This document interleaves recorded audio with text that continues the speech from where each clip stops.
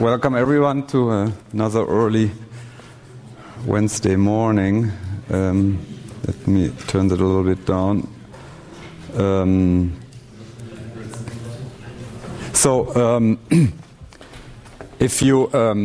If people fall asleep because they see this picture for the 500th time, that's perfectly fine.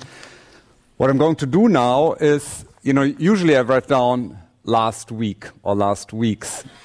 And now we step back a little bit and consider what we've done the last 1.5 semesters or so.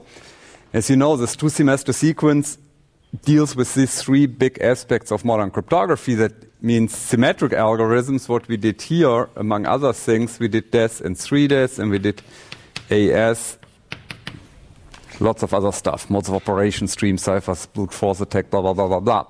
So that was roughly the first third of this 2-semester sequence.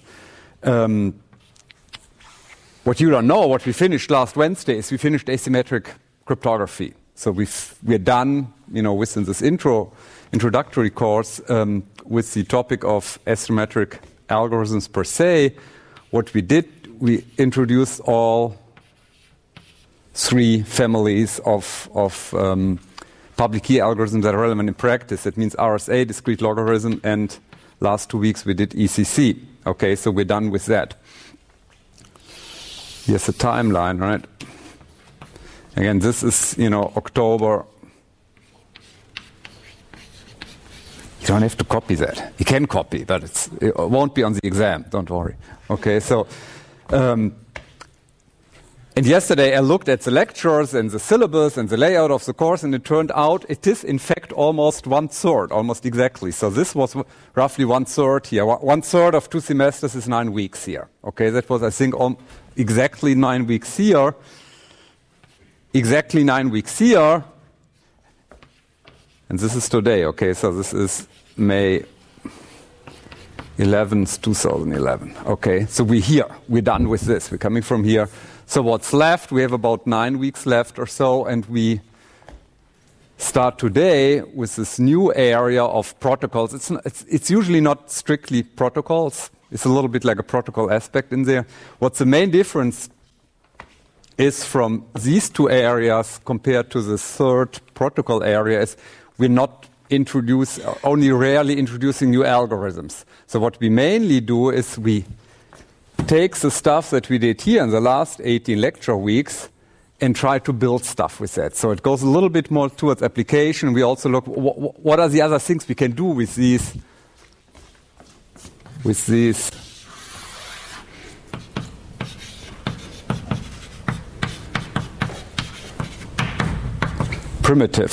Primitiven in Deutsch. Okay, so these are often called, and this is kind of a newer terminology, people haven't been using it for 20 years, but maybe for, 5 or 10 years, they're called crypto primitives. So these are the basic building blocks, right? The Legos, Lego Bausteine, yeah. So these are the Lego bricks, and now we use Lego to build stuff, okay? So this is roughly what we do. And there are all kind of different things we do. And some things are cool, and sometimes it's really surprising. We even go back, and I think in 2 or 3 weeks, we go heavily back to symmetric algorithm and suddenly use triple DES and AES to build message authentication codes or hash function kind of interesting things. Okay? And people that are, that hate mathematics and hate crypto per se, it's hopefully getting more interesting. I mean, this is also a little bit more towards using cryptography in web browsers and cell phones, this kind of stuff. Okay, so, and today we start with, I think, one of the more exciting aspects of kind of a little bit higher level cryptography. Today we try to cover 4 topics, namely, want to give an introduction to digital signatures,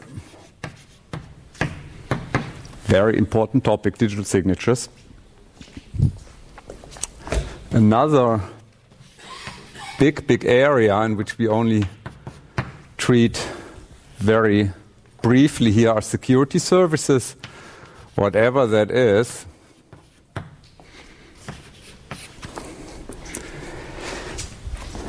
Then we talk about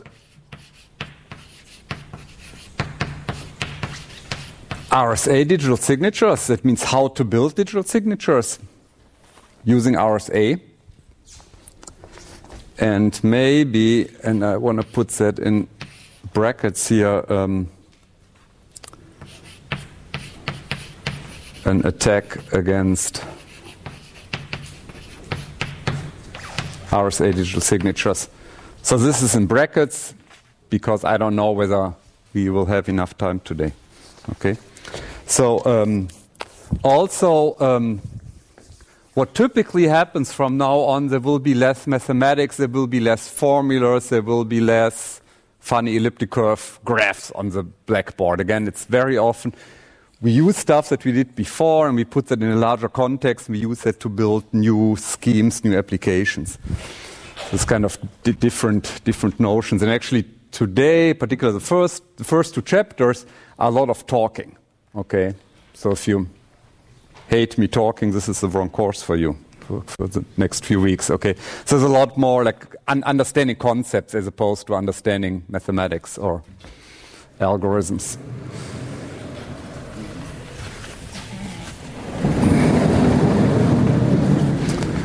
Okay, let's jump to the first section of today.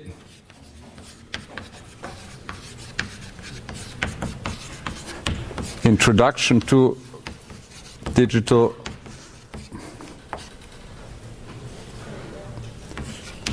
signatures, digitale Signaturen.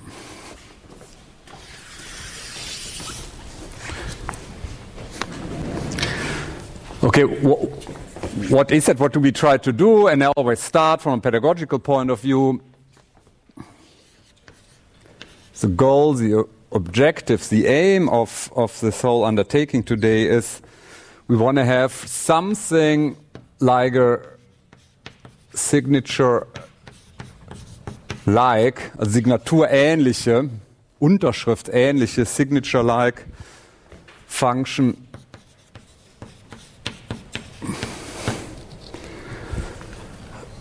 for the electronic world.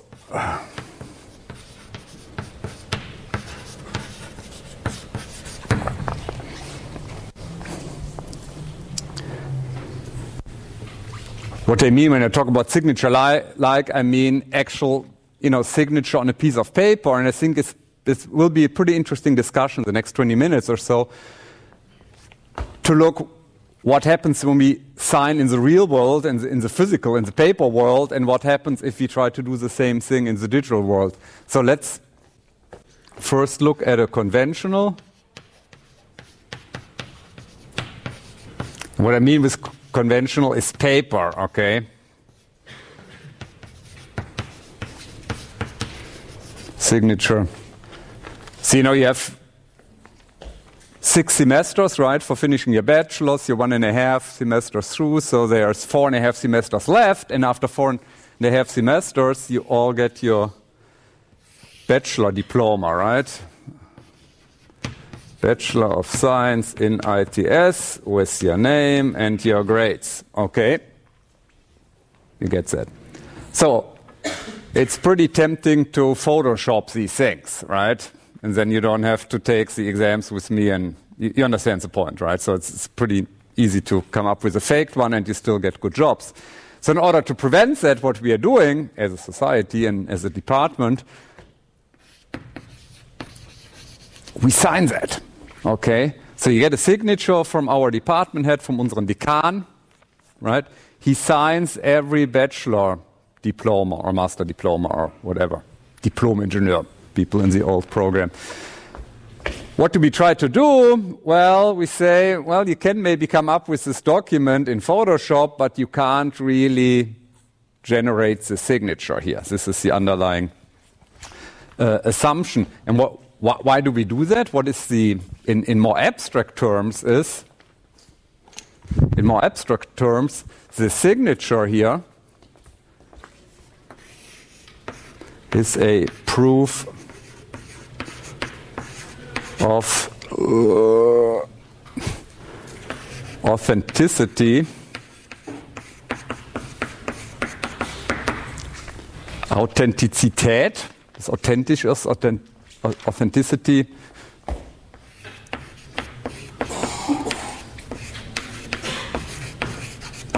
of the sender.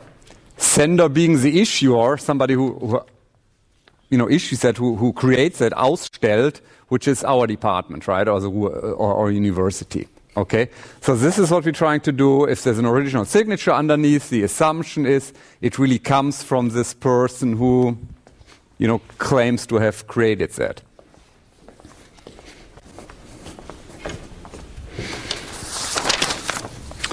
Okay, so, and that works pretty nicely in the real world. You can buy a house for 1 million euros, essentially based on your signature. Which is kind of interesting because they're not really that hard to fake, right? You can recreate that. If I give you my signature and I leave you 1 hour and I give you a fake diploma, you could probably copy that. You got the idea? But it's kind of interesting. But still, we can buy cars and houses and sign all kind of contracts, with faking a signature, maybe, right? But of course, there's social barriers, right, and criminal barriers that make it pretty hard, legal barriers, but nevertheless. So, but again, it works nicely. It's very important in a modern world. You can enroll in a university with your signature. You can buy stuff and so forth. So now it's, of course, in the old days, we only had pieces of paper. That was the only type of signature we could issue.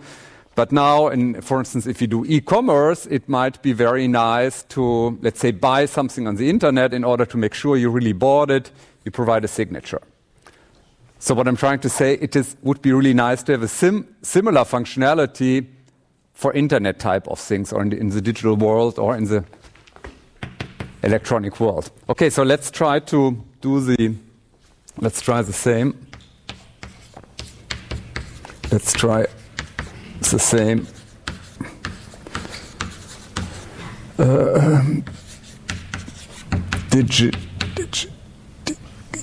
Digitally.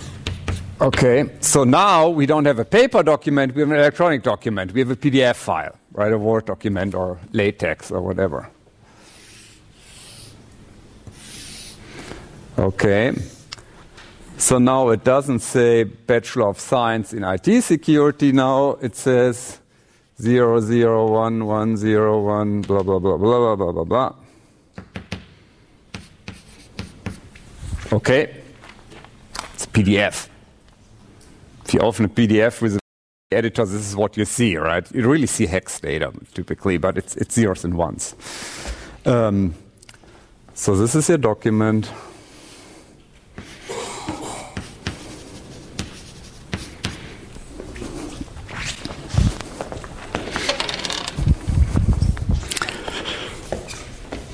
So what did we do here? We could probably say, okay, this is some kind of separation, and then we sign it at the bottom.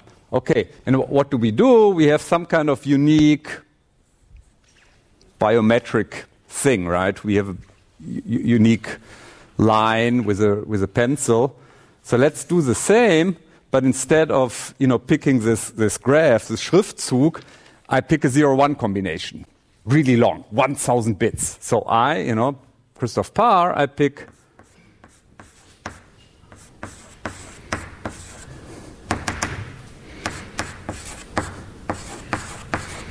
I choose my own 1,000 bits, kind of similar the way I choose my unique signature and put that underneath a document.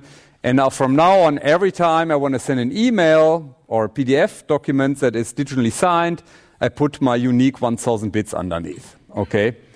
And why is that a really stupid idea? Why is that like the most stupid thing I've ever said in this lecture here? Why is this not working? You can copy that. Did you notice, like your grandparents, when they watched TV, they used videotapes and not DVDs? Do you know that? Not your grandparents, but me. Okay, so and videotapes were analog, right? This is analog, and one reason we switched to DVDs and CDs and stuff is they're really easy to copy, to make perfect copies. So this is really stupid, right? I put my signature underneath, I sent you an email with my signature. The first time I'm doing that, you get hold of my signature, you can make perfect copies, right? So this does not work that way, okay?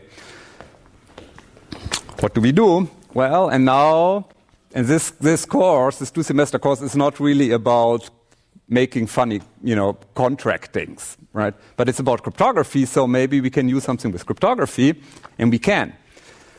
You know this whole thing with Alice and Bob, and Alice wants to send stuff, and then she encrypts, and Bob can decrypt. And what makes this thing work is that they share the same key. That means, in particular on Bob's side, if Bob has the correct key, if Bob has a symmetric key, he's suddenly capable, able of doing certain things, for instance, to decrypt. So if you have a cryptographic key under certain circumstances, you're able to do things that other children cannot do, right? And let's try to do the same. That means we try to generate the signature here using a cryptographic algorithm, in particular with a key. And then the idea is if you have the key, you can do the signature. I can maybe digitally sign stuff.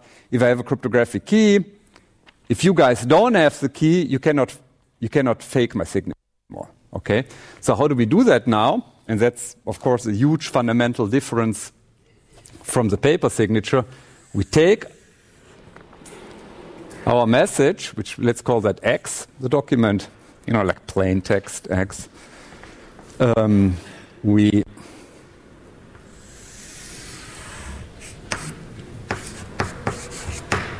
plug X into a signature algorithm, cryptographic function,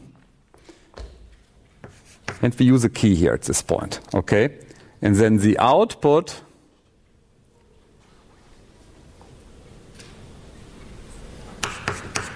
we call Y, okay? Good. So that's kind of, we're not there yet, but this is halbe Miete, okay, halfway towards digital signature algorithm. Okay, let's say let's assume we do that, we would get a protocol maybe. This is not a protocol, this is just generating a signature, okay?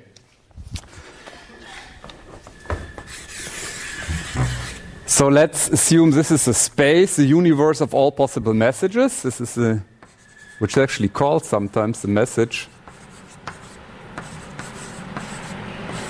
space. And this is this one specific document. This is this diploma I want to, Bachelorurkunde, this bachelor diploma I want to sign. So what I do from here, I have the signature space.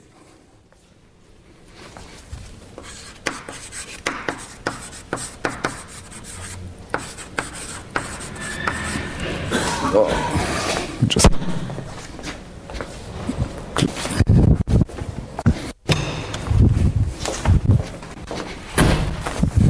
and what I do, I use this signature function, whatever that is. We don't know yet how that really works. And I compute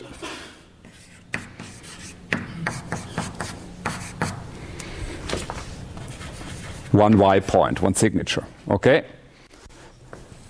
So what you see now is exactly the same as you see on the upper blackboard, just with different schematics or so. But now this is only what happens on Alice's side, on Bob's side, if you wish, on Bob's side maybe. Now, if you want to send that, what you have to do,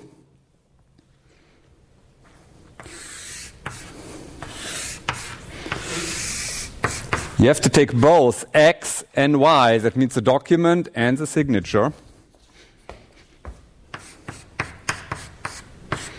And he sends it over the channel, okay? And now it's getting interesting. This so far, there is somewhat of an analogy to the physical world. We have a document, we have a message, and we have a signature. What happens in the physical world, at least in Germany mostly, is if you're an employee and somebody applies and shows you, his or her diploma, you look at it and you see the signature from the Ruhr University on it, from our department head or the rector of the university. And what essentially happens is they believe that this is correct. Okay? They don't really check, they don't really verify. Okay? This doesn't work here, right? You can't take the document, look at Y and say, oh, that's probably correct. Nobody would fake that, right? It wouldn't work.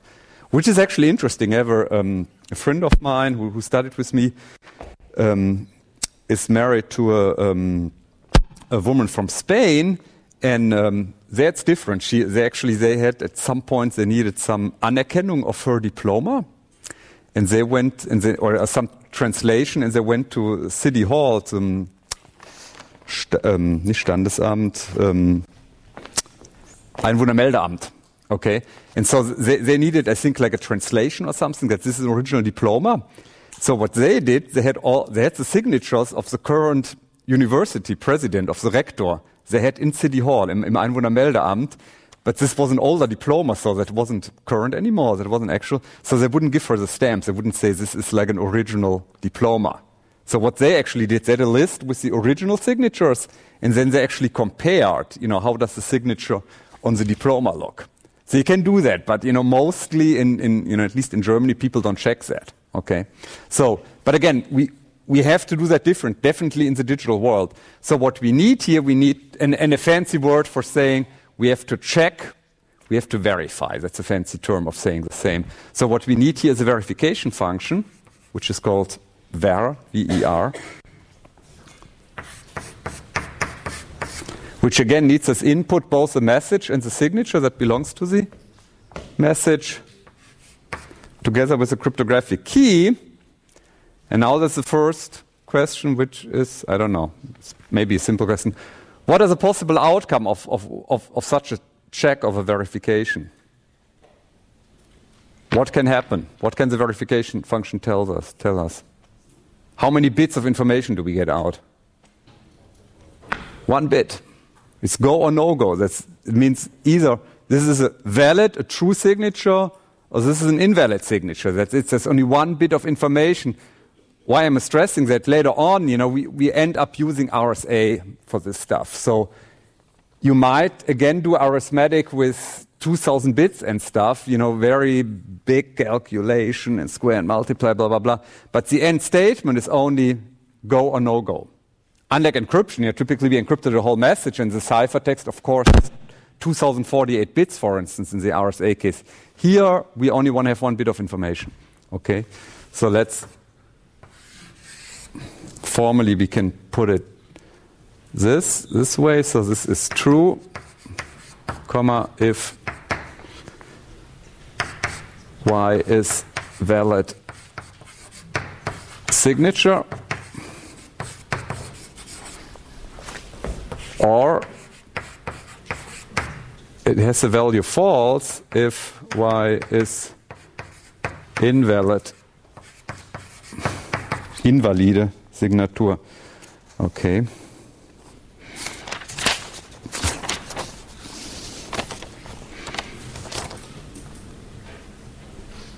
Okay, so let's stop with this. Okay, and we later on, this is not the whole truth. Okay, as often I'm cheating. Okay, so that we have to add some very important little detail, but we do that in 10 minutes. Okay, so now, but it's we're 90% correct or 70%, or I don't know. We're almost there, but there's some detail missing. What I want to do now, let's say we do it this way. Okay, and then we're almost done with first chapter, this introduction to digital signatures. We want to step back and discuss in more abstract terms. Let's say we build such a system. What do we achieve? What did we want to do? What can we do now? Kind of what are the more abstract functions that we achieve? So this is, I call number 2. That's chapter number 2. So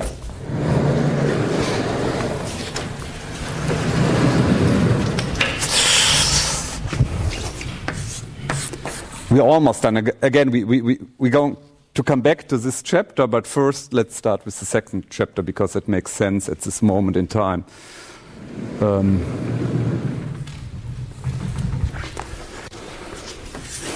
We talk about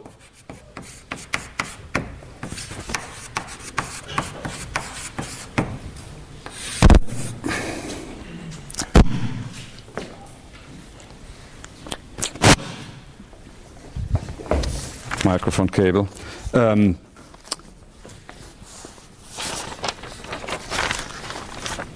So what we did so far in this whole course, you saw my diagram before.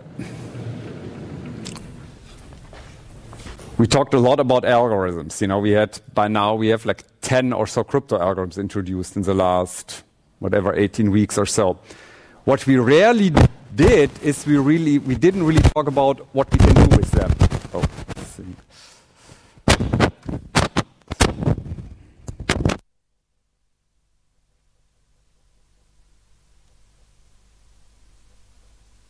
Nee, ne, genau. Wackelt immer noch, oder? Kann ich aufs andere Mikrofon gehen, oder ist das okay? Okay, so we switch microphones.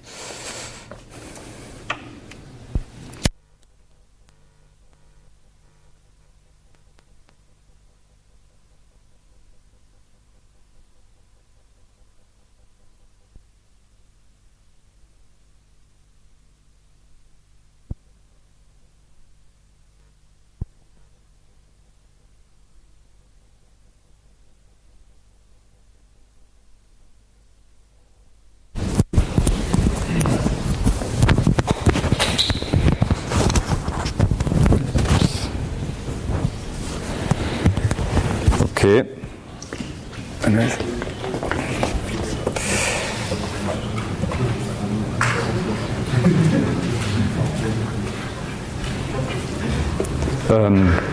We should be online again. Very good. So, what I was saying is, I want to turn the volume down a little bit.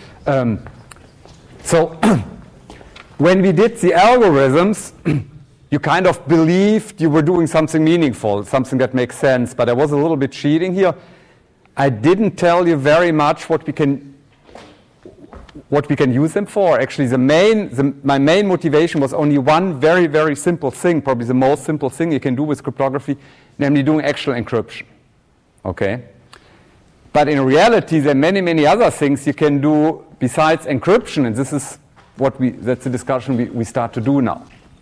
Okay, so, and these are called security services. So,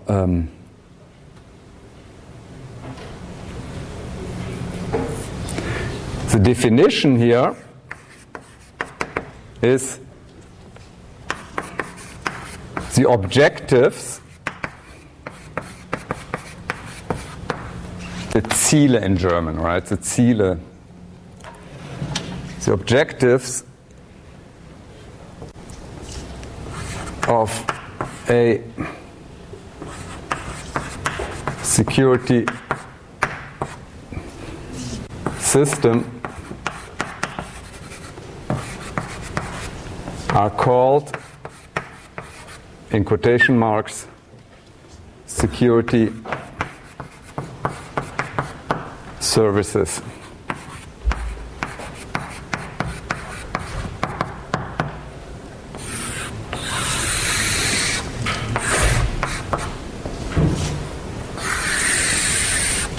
Okay.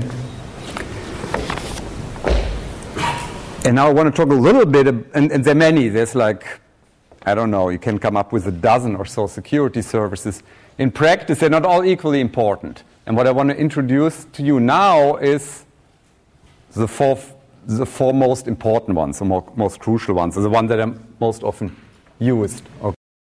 So the first one I already mentioned before is, now comes a list of 4 important security services. Where do I put that down? Okay, let's start here. Okay, The first one, and this is the main security service we talked about, I've never called that security service, but now I start calling that security service, which is keeping stuff secret, preventing people from reading that, okay? And this is called confidentiality. Okay. What is the definition of that? Information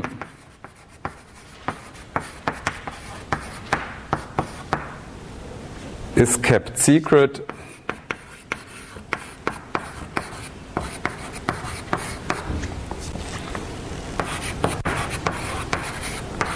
from all but the authorized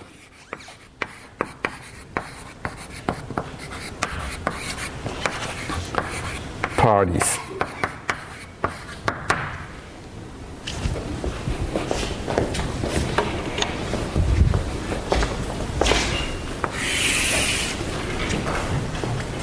This is very fancy terminology for,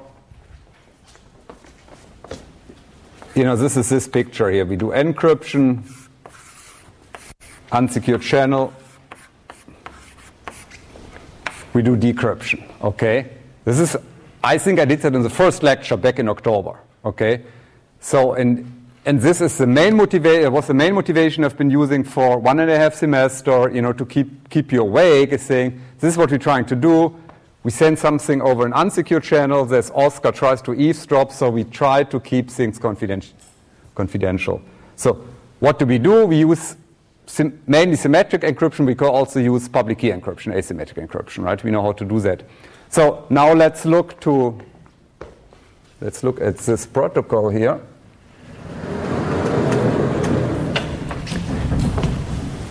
Does this protocol, whatever we're doing here, this is a channel here, right? This is, Alice and Bob. Does this provide confidentiality, yes or no? No. Why not? It's absolutely right. This is X, this is a message in clear text, so no confidentiality. Is that a problem? No, because I never said I want to keep things confidential. What I want to do is, for this example, it's the opposite. You don't want to keep your grades secret here, right? People should be able to read that. What we want try to do is we wanted to have a proof of sender, right? So it's not a problem. We don't have confidentiality, but we don't really want that here. And again, very often we needed that. And so this is kind of almost a trivial statement, right? The next, where do we then? 4, it's 1 out of 4. So the remaining 3, they're getting more interesting, and actually they're getting more complex. So please be awake. This is kind of the most important, the next 10 minutes are the most important part of today. So no confidentiality. What else can we do? Number 2,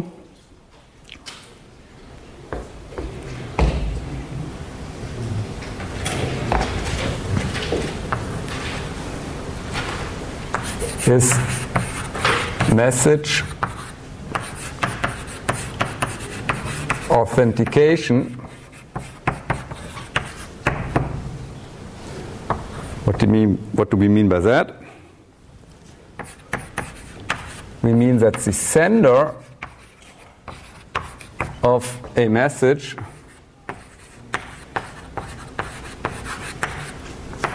is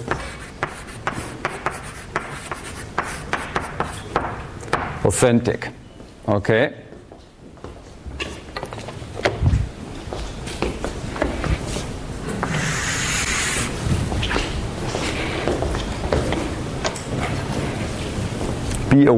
Be awake for the discussion that now follows.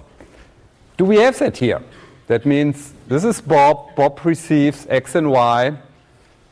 Bob verifies, and he gets the statement, yeah, this is a valid signature. So we, in this case, do we have message authentication? Does Bob know this message is really coming from Alice? No. Why not? Because anyone else could have sent it? No. No. No, we do have, this is incorrect, this is wrong. Why do we have message authentication here? Who can generate X and Y? What do we need to know to generate X and Y? The key. So that's the underlying assumption. Alice and Bob, run a key establishment protocol, Diffie-Hellman or whatever. Once we've done that, and let's assume only Alice has the key here, only Alice is able to do this digital signing. So yes, this is given. Which is, by the way, pretty much what my signature does under your diploma here, right? It's really coming from Ruhr University, right?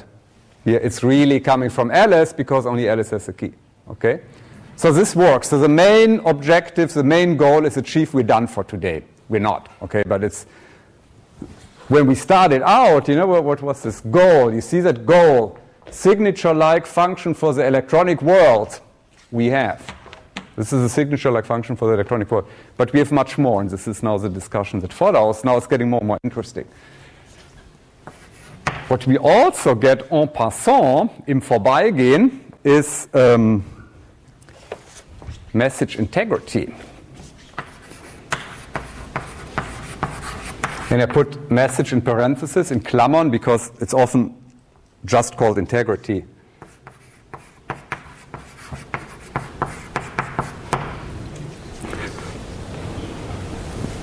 Meaning,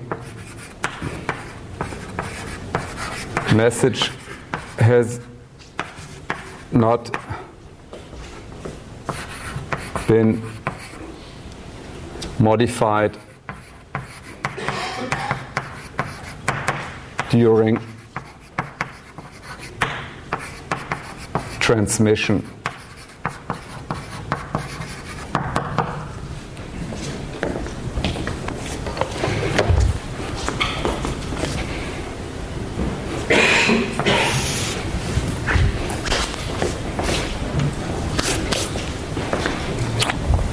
Now it's getting interesting here. So what happens here? It's Alice signs the signature. And now somebody starts to alter this. Let's say it's an electronic contract or a Banküberweisung, electronic fund transfer. And you flip around the bits, which can be pretty bad, right? You add a zero. Instead of transferring 100 euros, you're transferring 1,000 euros, for instance. That means X gets replaced by X tilde here. Okay, this is what Oscar does. Okay. That means now the receiver, Bob, has this verification algorithm, crypto algorithm, and instead of X, he uses X tilde. Without knowing how that works in detail, what will happen here? Any idea? Yeah. Will be false. Why? Because this Y, together with this key, belongs to this X and not to the X tilde. And you know that what we end up doing, we're doing essentially in RSA encryption later on. Even if you flip one bit in RSA and then you do an encryption exponentiation, this spreads over the entire word immediately. So this probably fails. So yes, we do have integrity. And now, maybe briefly, let's compare that to where we started from.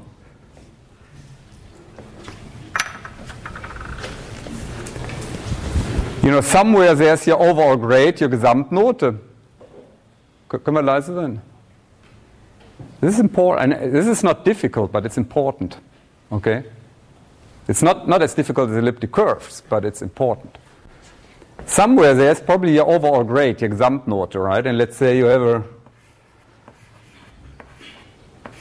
68%, which is not good, right? We don't want to have a 68. This is not good here, okay? So, and you really want to have the job, right? And and there's the signatures already underneath. And the 6 and the 8, they don't look that different, right? So, you could maybe sit down and turn that into an 88, right?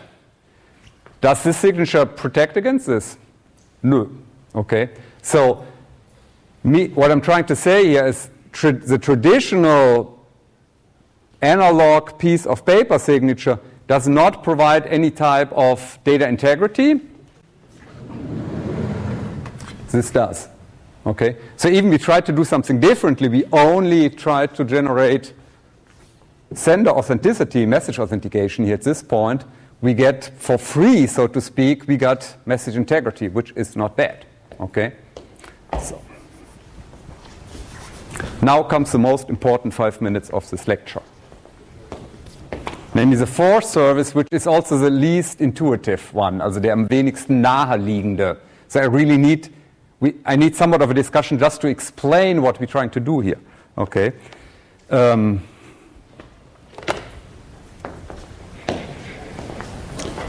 So this is not bad, So it means we have message authentication, we have message integrity. Now, one big application for this stuff is electronic commerce. Electronic commerce meaning buying stuff on the internet. Okay. So, do you know what happens if you buy something a book? You buy my book. You want to give it to your girlfriend for Christmas, right? So you buy this book, Amazon, 34 euros or something, okay? So you buy the book, you order the book, on December 20th probably, right? Or December 22nd, this is when I buy my Christmas presents. Your girlfriend splits up with you, okay? Or your boyfriend splits up with you, okay? So now you have the book, and you already have this one book, right? So what do you want to do? And you hate crypto anyway, so what do you do with two books? You would like to have the money back, so do you know what happens with Amazon if you don't want to have the book? You mail it back and you get the money back, okay? So they're very, very friendly, okay? So, but now I want to talk about a different scenario where people don't want to give you your money back, for instance, if you buy Volkswagen, okay? So when you start buying something really expensive, such like as a car, on the internet, let's see what happens then, okay? So this is Alice, and this is Volkswagen, so this is your car dealer, okay? What you can do with most cars nowadays, with most car website, you have a BMW called it the car configurator a while ago. It means you can go there, you can exactly look at your Golf, blah, blah, blah, blah, blah model, and, add the right engine and the right inside color and the right navigation system and, everything you want to have or don't want to have. You can configure your car, okay?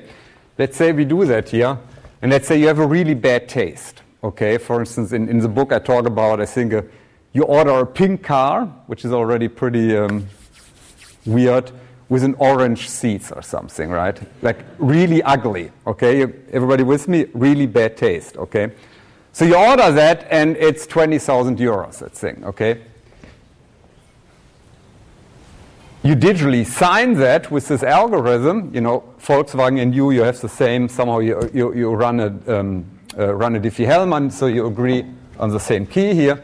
You order that, Volkswagen can check, okay, this is an original order, it really comes from, Christof Paar or whatever, because it's digitally signed. And then they start manufacturing the car. And whatever, 3 weeks later, the car gets delivered, okay? You're back with your girlfriend again, right? So she sees the car and she said, are you crazy, right? I'm going to split up with you, right? I'm separating. Ich mach Schluss wieder, okay? This car is too ugly, you want to keep your girlfriend. So what do you do? You want to do the same trick you did with Amazon, okay? That means, where am I here? Oh, so you send the car back. You said, I don't want to have it. This is what happens with the book before. You said, I don't want to have the book. And Amazon has the policy, no question asked. They actually give you the money back. I think you have to pay for the postage. Volkswagen won't.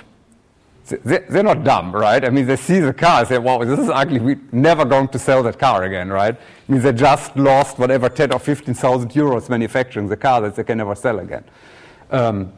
So what they're going to do, they have to sue you for klagen, okay, to sue. They have to sue you in the court of law, and they say here, Professor Paar ordered that car, and he doesn't want to pay. And now we're getting a really interesting discussion here, okay?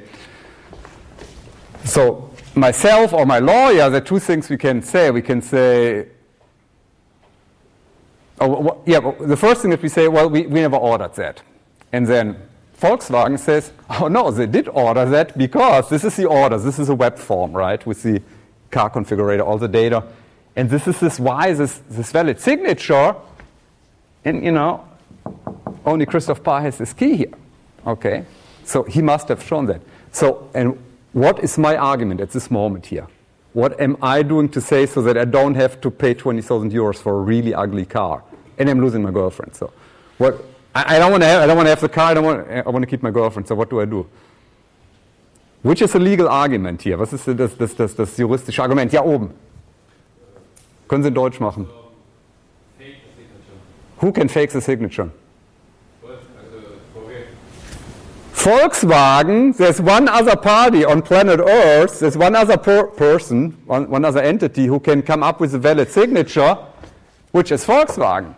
And I have a good lawyer said, well, first, Volkswagen can do it, and in fact, they have a pretty big incentive, right? Hohen Anreize to do, because they can sell more cars, right? So, what's happening here is the judge, der Richter, he can't decide, right? Because the reality is, of course, I could have generated the signature, but Volkswagen could have done too.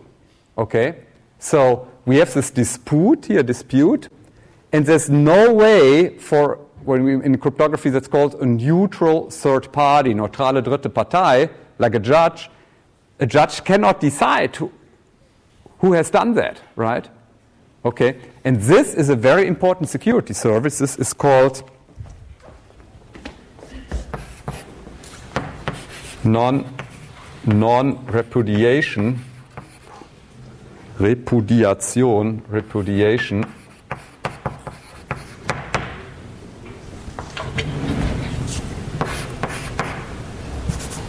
I write the German terms down. This is either Nicht-Zurückweisbarkeit.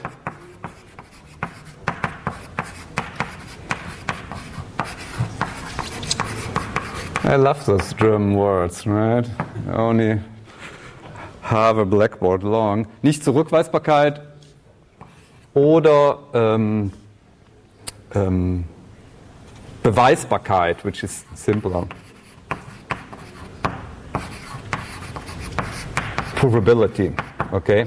So, and what is that?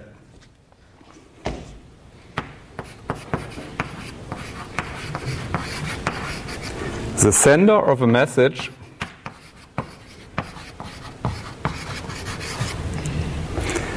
cannot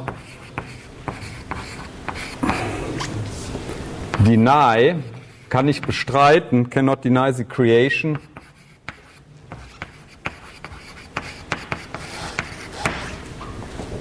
of the message.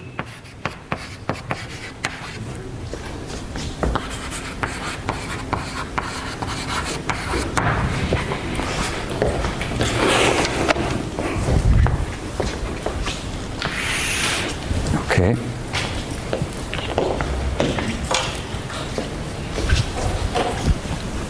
Towards a neutral third party. This is, strictly speaking, this is sender non-repudiation. We also have receiver non-repudiation, where let's say Alice wants to prove that somebody actually received the message, which can be very important too. Let's say by if you have whatever you have, or you have a certain deadline where you have to hand in a document. For instance, here, if Markus Dürmuth is really strict with you and he really wants to prove that you sent the email by 8:30 this morning with your homework assignment, so that would be a situation where you want to have receiver non-repudiation. But right now we just call that non-repudiation for sender non-repudiation. The question is, do we have non-repudiation? No. If Alice claims, I've never sent that, we cannot prove that because the receiver could have done that. The receiver has K, that means the receiver, Volkswagen in the example before, can generate a signature, a valid signature here. Okay? What do we do? Short answer is nothing, as long as we stay with symmetric cryptography. This is an inherent property of symmetric cryptography, of symmetric algorithm. Why are symmetric algorithms called symmetric cryptography? Why is that called symmetric? Where's the symmetry here in the setup? What is symmetric here? Same key. When we talk about symmetric cryptography, we mean symmetric keys. That means Alice and Bob have the same key. That means they can do the same stuff. Okay, that means Alice can sign, Bob can sign, Bob can verify, Ellie can verify. Okay, this is inherent here that both parties have the same capabilities. Non-repudiation, this is an abstract look on things. Confidentiality, message authentication, and message integrity. Who was the attacker in this scenario? When we talked about message integrity, for instance, we talked about somebody flipping bits here. We talked about Oscar. Okay? So 1, 2, and 3 are security services that are needed if the bad guy is Oscar, if this is a third person. Okay? Let's go back to this Volkswagen example. Who's the bad person in the Volkswagen example? Alice, right? It's not Oscar. This is one of the things that happens in the brave new world of internet. We want to communicate securely with people. You know, Volkswagen wants to communicate with its customer base, with its customers. At the same time, the customer may want to cheat Volkswagen, right? So now we have a situation with a legitimate communication partner. Alice is not faking something. Alice is not saying I'm Oscar. It's not that Oscar is saying I'm Alice. Alice is Alice. Alice wants to communicate, but maybe later on she wants to cheat. Okay? So the dishonest party, der unehrliche Teilnehmer, is now either Alice or Bob. And in these situations, when Alice and Bob cheat, symmetric cryptography is of no help. Why? Because they have the same key. Okay? They can, what Bob can do, Alice can do, and vice versa. Okay? So what do we need to do at this point? We have to switch algorithm families, right? We have to go.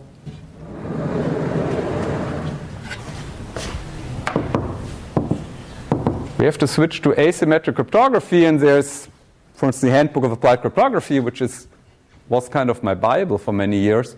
They say at some points, they say this non-repudiation, what we just discussed the last 10 minutes, is the main reason why we need asymmetric cryptography. There's a little bit simplification. There are other things where public key is good at, key exchange, for instance. But nevertheless, this is one huge reason why we want to have public key cryptography.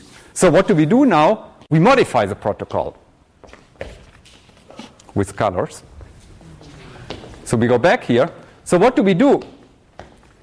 What we have to do, before the problem was that, if you send the car order to Volkswagen, later on it turned out Volkswagen can also generate this car order, right? And the judge says, I can't decide. So what we have to do now is we have to provide, one of these keys becomes a private key. So either here we use a public key or a private key, and here we use the other key. Okay? That's the basic idea. We use public key cryptography. And now the big question, if you give the right answer, it was perfectly fine that you spent 60 minutes here this morning. Where do we use the private key? It's the verification or the signature part? Who is in favor of signature? Raise your hand. Who is signature? Okay, you're right. So, meaning it's a private key, which is private to Alice. That means only Alice knows the key. That means only Alice is capable of signing. This is exactly what we want to have. Okay?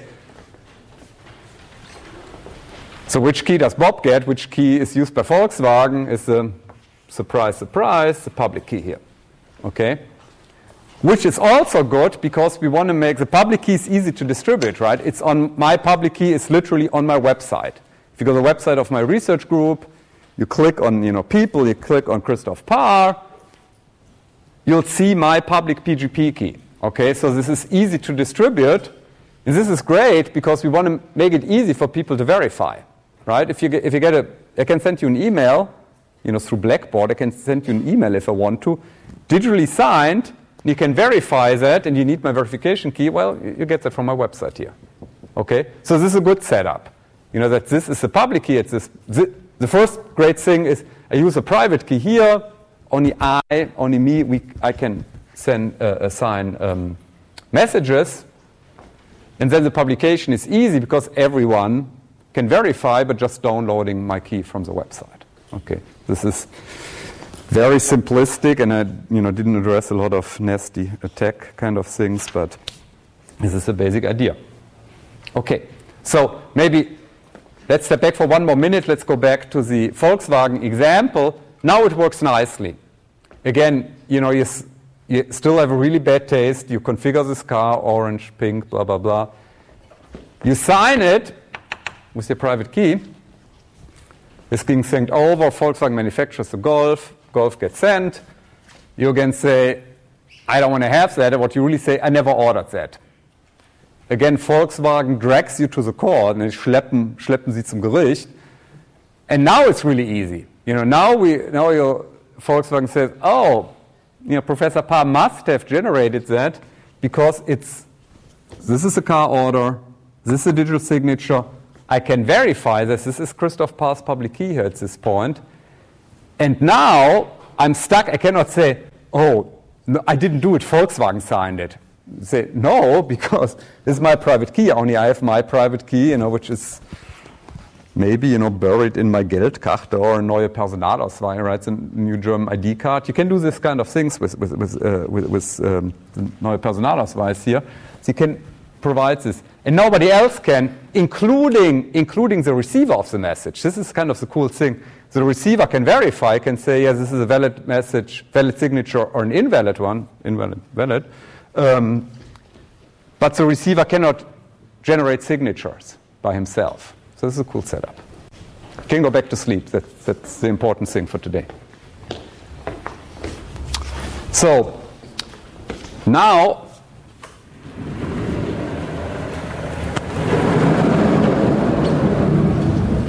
we can actually come up with a basic protocol with digital signatures.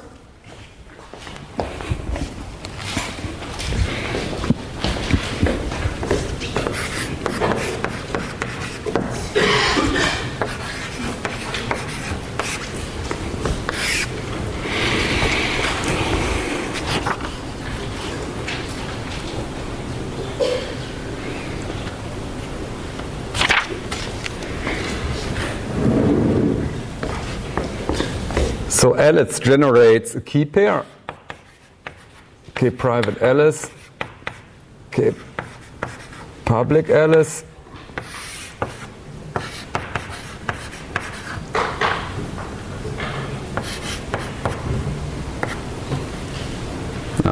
without a comma for now. Okay. Now Alice signs something, so she computes signature of the message X using, of course, her private key Alice, which yields Y.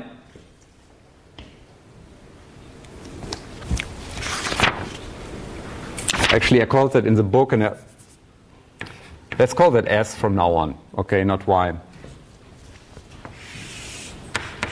She sends over X, S. And now Bob has to verify using the public key of Alice, and the input is, of course, the message and the accompanying signature. And he gets a true-false statement out of it, right? Either it's valid or invalid.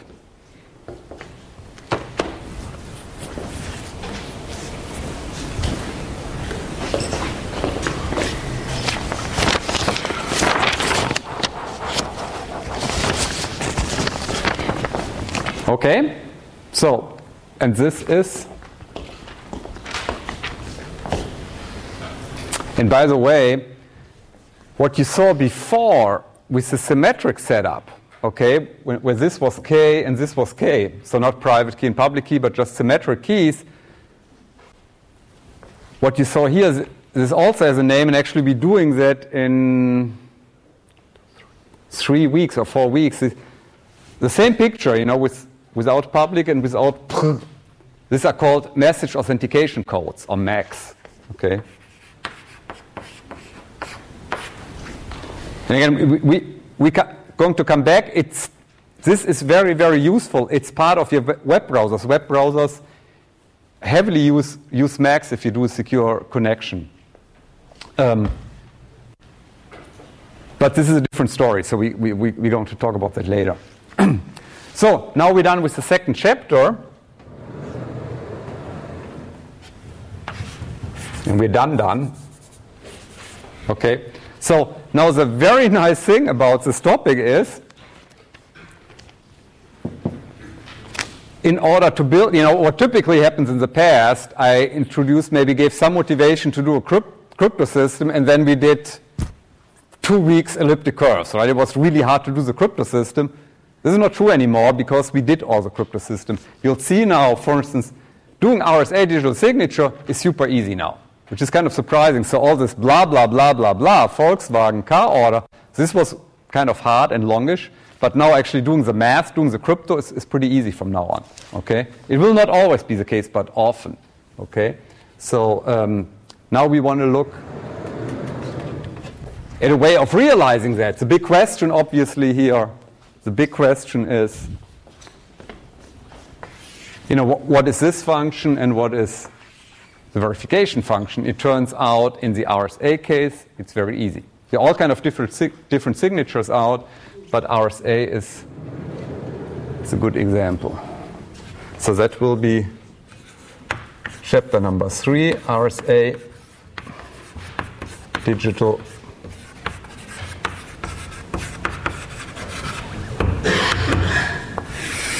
signature.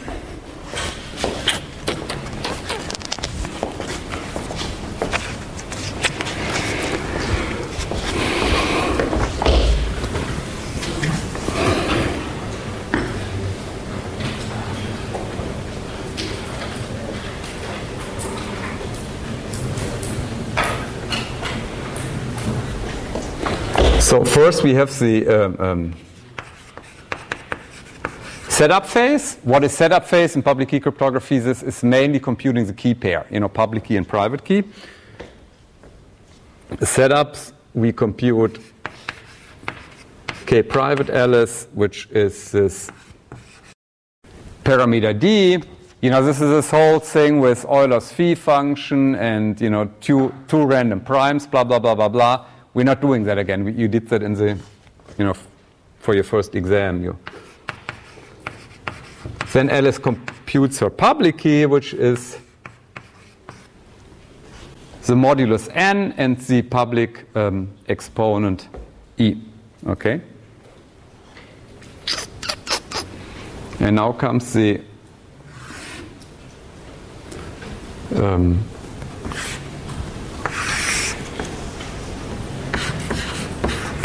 RSA digital signature protocol. And I kind of do that in a similar way. We've done that above with the same.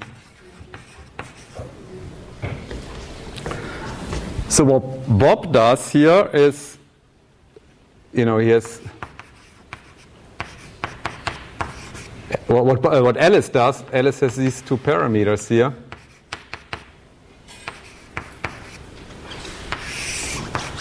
She sends the public key over, that meaning the parameters n and e.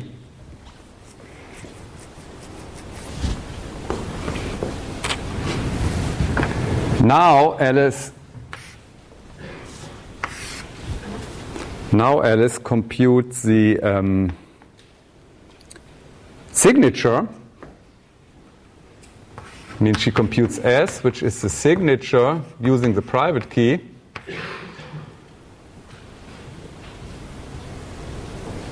Of the message X. And now it's interesting. How do we do that? Okay. The interesting thing is you do almost the identical thing, or you do the same thing that you do with RSA in the RSA crypto system. We're not doing encryption here, but you're still doing the same thing. You take X and you raise that to the eth power. modulo n. Okay, exactly the same thing we did before. Okay. Sorry, to the d's power.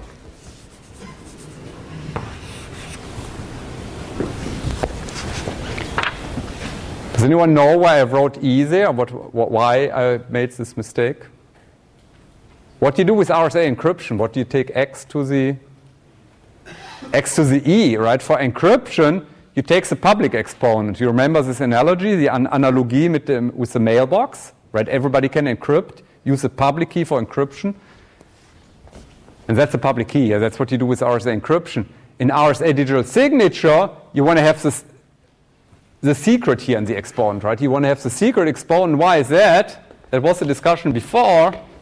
For generating signatures, you need the private, you need the secret. Okay? This is what we're doing here.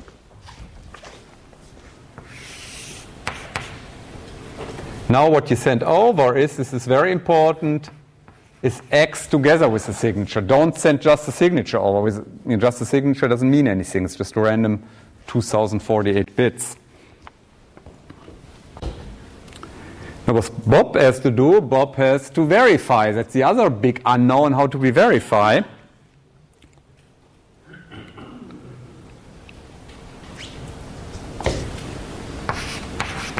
And this is kind of awkward to write because this is not equal to something. This is just the process. What Bob computes, he computes S to the E, right? You take S, the signature, raises this to the eth power. E is a public exponent, so Bob uses the public key at this point, and let's call this result x prime, x strich mod n here. Okay? And this is just a computation, so what you get out of here is 2000 bits. But what you really want to have is this go, no-go statement, true, false, right? How do we do that? Does anyone know here? What is the thing that Bob has to do? How does he, right now he just computed 2048 bits, but how does he get the statement this is valid or invalid? Any ideas?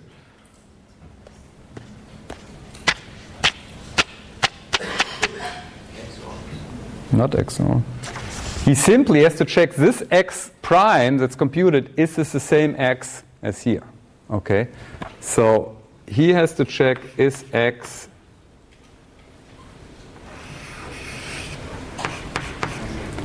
identical to, actually we can do that this way, okay, is this equal to x or not equal? If this is the case, then we have a valid signature, and if this is the case, we have an invalid signature. Okay.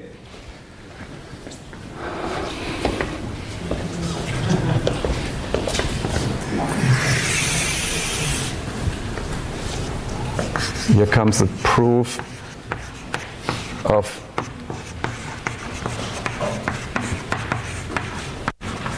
correctness. Let's say whether this is actually correct.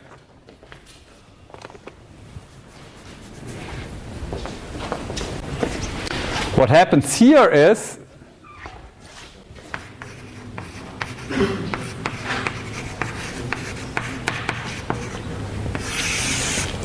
what does Bob compute? Bob computes S to the E, but where's S coming from? S is coming from here. S was computed as x raised to the secret exponent. So this is x to the d to the e. And of course, all of that is modulo n. So this is x to the dE. And does anyone remember from RSA this is equal to what? What is the result of this here? as x. There was a proof, Euler's phi function in the exponent, blah, blah, blah. That means first raising x to the d's power, and then later on raising that to the e's power, we effectively compute x to the d to the e, and if everything works out, you get x out again. Okay? This is the same that was inherent in RSA encryption. This can be shown to be true. Maybe let's step back and let's see what happens here when, let's say, with respect to the security services. For instance, what about integrity? What happens if you do have a bad guy on the channel, if there is actually, in fact, Oscar and flips bits, electronic bank transfer, and he flips the MSB bit, right, the most significant bit, really bad, right, with really bad consequences. What would happen here?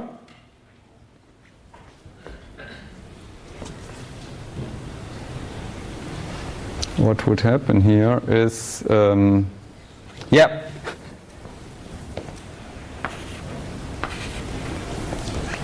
Bob would do the comparison relatively to x prime, and that wouldn't work out because what Bob computes here is x prime is actually equal to the original x here.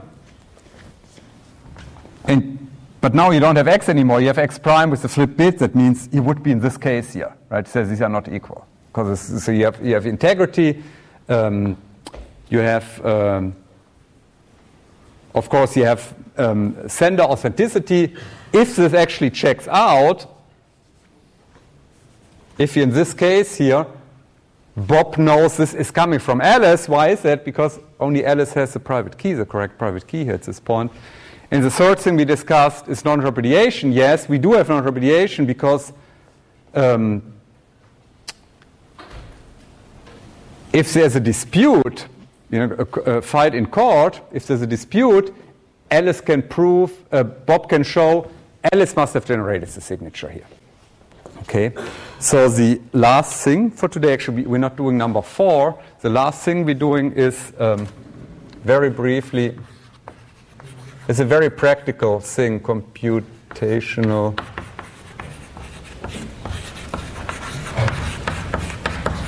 aspects. First, signing. So this is what Alice does.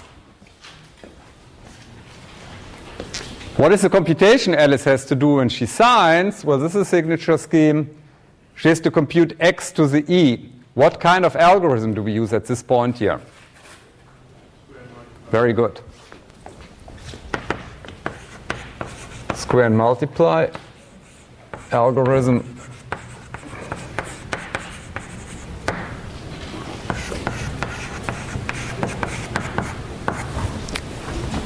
Which is no fun, right? I've written costly, meaning rule of thumb, Daumenregel, factor 1,000 slower than AES.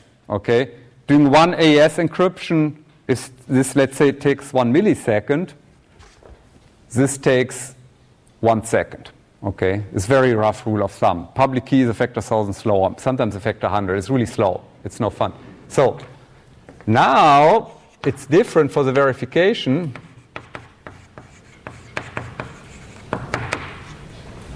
Maybe I should write that down. So what we do here is x to the d mod n. What we do here, we do x to the e mod n. And it looks completely identical that you do an exponentiation here at this point, right? And normally, of course, you use the square and multiply. But, and I'm not sure whether I discussed that, there's one trick that you can play. Did I talk about that when I did RSA? S to the E? Yeah. Danke. S to the E. What you can do, you have to do an exponentiation. There is no shortcut to an exponentiation, but you can use special E's. And that's what people do in practice.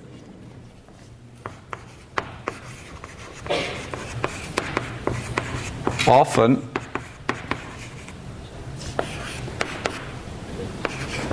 E, if you have 2048 bits, you're not choosing E as a 2048-bit number, but as a 2-bit number. For instance, with the value 3. You know, 3 is really short, right? Or, which is another popular value, is 2 to the 16 plus 1. Does anyone know how many bits you need for this number here? Any ideas? No ideas? 17 bits, okay? It means rather than doing a square multiply with 2,000 bits, you know, scanning each bit starting, you know, on the MSB bit, you only have to scan 17 bits. What is the consequence? And this is super practical. It's implemented in many, many web browsers and in all kinds of devices and applications. That means verification is super fast. Suddenly we get in the range of AES, of symmetric cryptography. It means digital signature verification is very fast. This is rather slow. So it's kind of an odd thing, which you don't have, for instance, with elliptic curves. What you have with elliptic curves, they're both roughly equal speed. Here you're faster. You may be a factor of 10 faster with signature generation, but then with verification, you may be a factor 10 or so slower. Okay? So this is specific to RSA. Whether that's helpful, I don't know. We're done with the lecture. Frau Anja Nuss is going to make a brief statement. Stay with me. Don't run out, okay? So I'm done with the lecture. You can, yeah, very good.